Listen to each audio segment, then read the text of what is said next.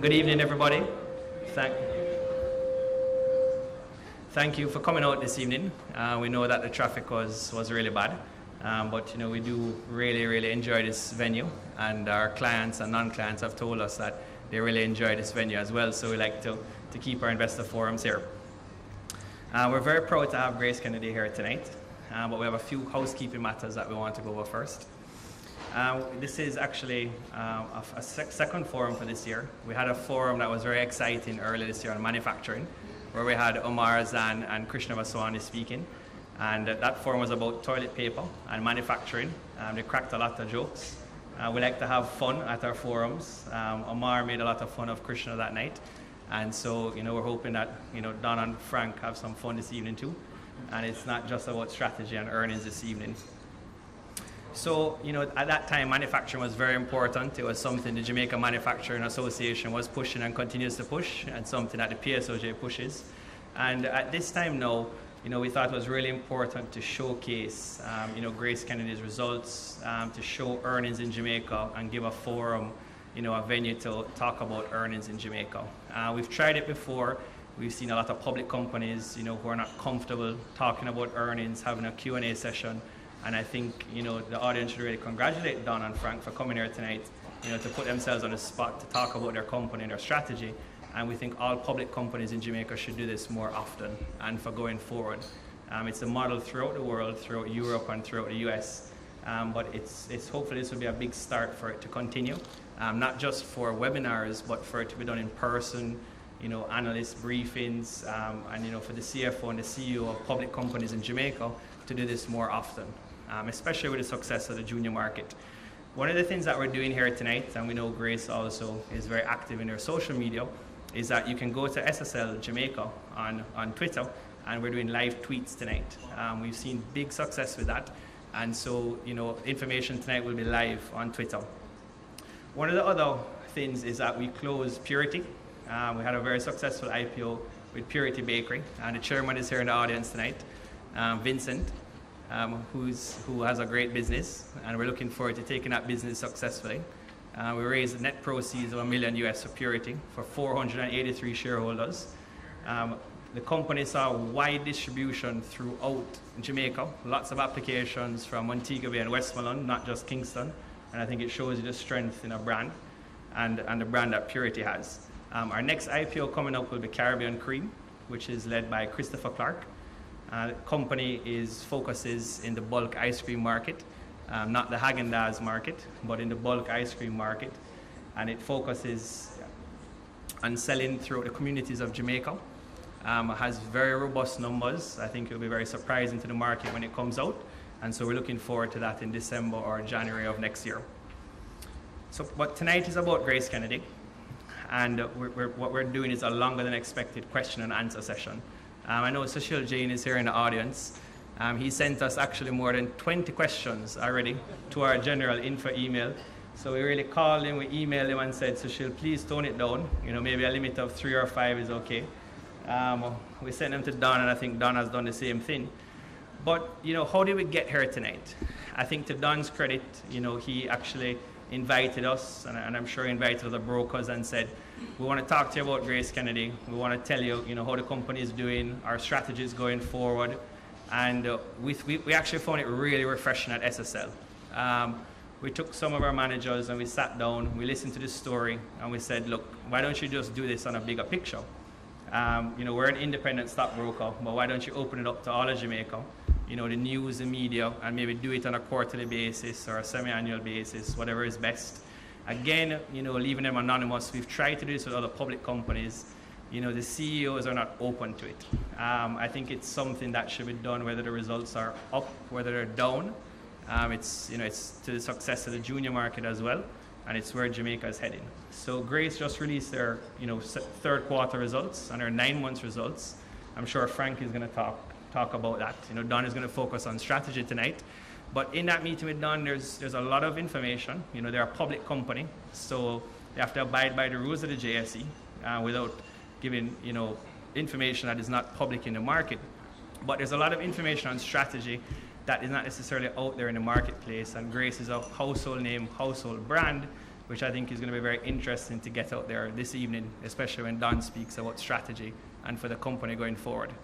So Don is a group CEO of GraceKennedy. I think one of the best statistics about Don's performance, especially when we went over his bio and you go through all his annual reports and see it, is that when Don was Chief Operating Officer of the Financial Services Division, he grew pre-tax profit from $280 million in the year 2000 to $1.4 billion in the year 2005, an increase of 406%. I think that's very impressive, especially now in light that a lot of businesses are down 10%, down 20% when you look on the stock exchange, except for probably Dolphin Cove on the stock exchange right now. So I think it's a statistic that's very glaring, speaks to Don's performance. But I'm really excited about tonight to see the future for Grace and some of the strategies that they have.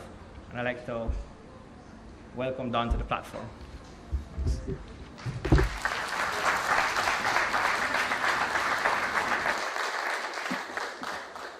Thank you very much, Mark. Good afternoon, everyone.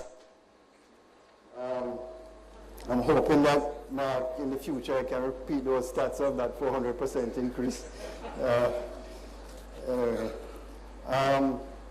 My presentation this afternoon, in fact, I have a mobile mic. Can everybody hear me?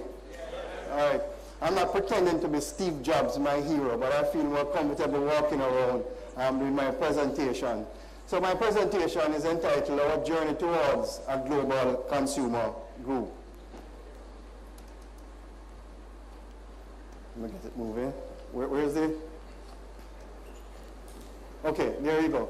So what I do in my presentation, I will highlight GraceKennedy's performance in terms of revenue, profit, and return on equity over a 5-year period, and just briefly give you some highlights.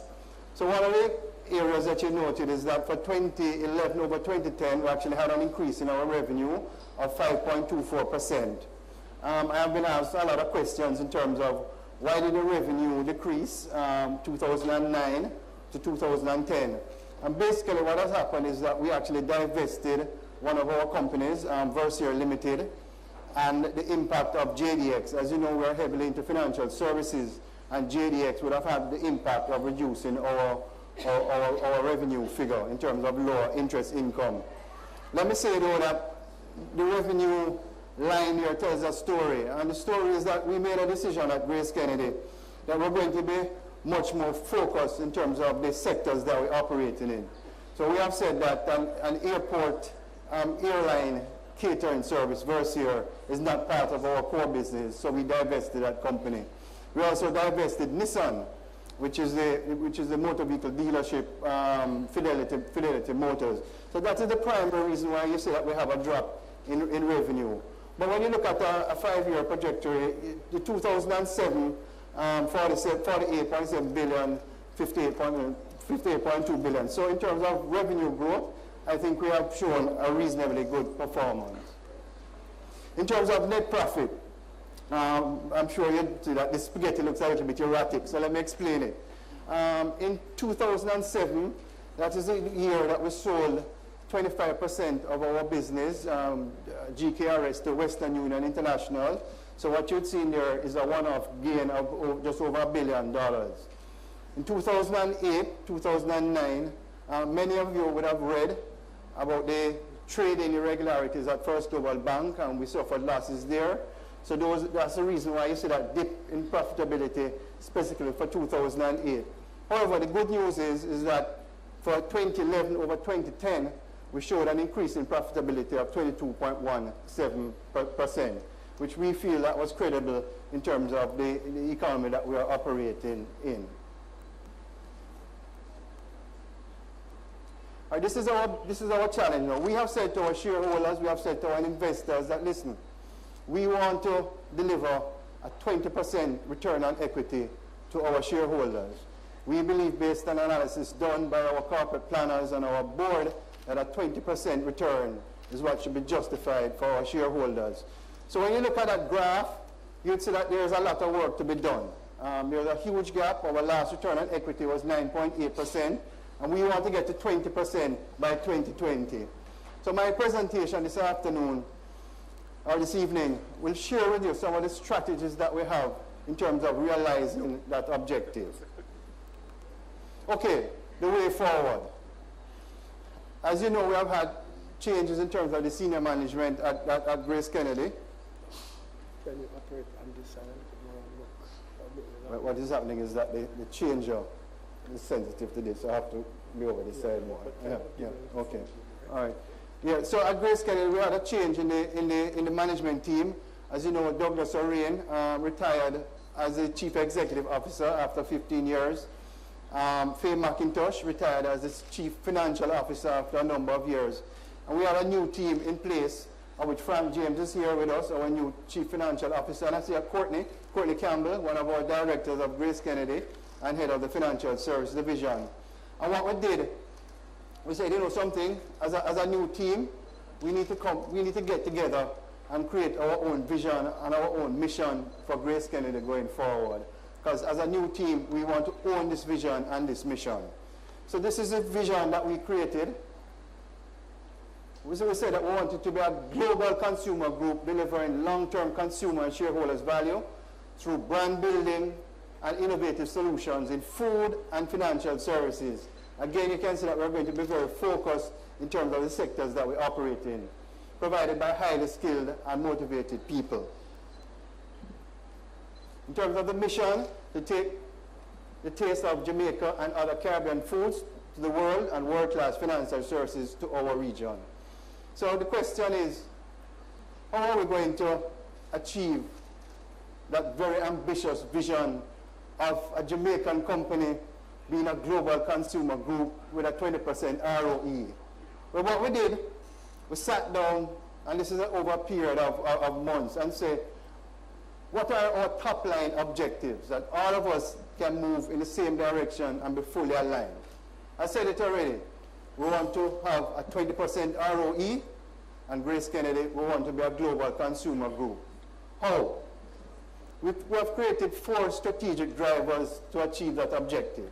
The first one being sustainable growth and innovation, consumer centricity, operational excellence, and a performance-driven culture. Then the question, how will we improve shareholders' value? How will we grow the business of GraceKennedy, and how will we become a global consumer group? Having created the strategic drivers, those 4 strategic drivers, we converted those 4 strategic drivers to what we describe as a campaign map, taking us to 2020, because that is the timeline that we have set ourselves. And here is let me share the campaign map with you. This is our campaign map taking us to 2020. And what you'll note from all the boxes, you see, a performance-driven culture. So we're now tying our strategic drivers, consumer centricity and innovation, growth and sustainability, operational excellence. So we are now tying the strategic drivers that we have agreed as a group to our campaign map with specific objectives. And you know, colleagues, I have a simple saying.